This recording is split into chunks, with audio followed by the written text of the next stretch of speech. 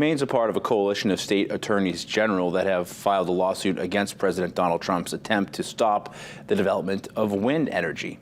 Attorneys general from 17 states are challenging an executive order Trump signed his first day in office.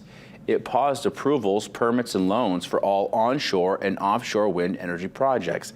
They say Trump doesn't have the authority to unilaterally shut down the permitting process, and he's jeopardizing development of a critical power source. The lawsuit asks a federal judge to stop federal agencies from implementing Trump's order. The White House says Democratic attorneys general are trying to stop the president's popular energy agenda instead of working with him to restore America's energy dominance.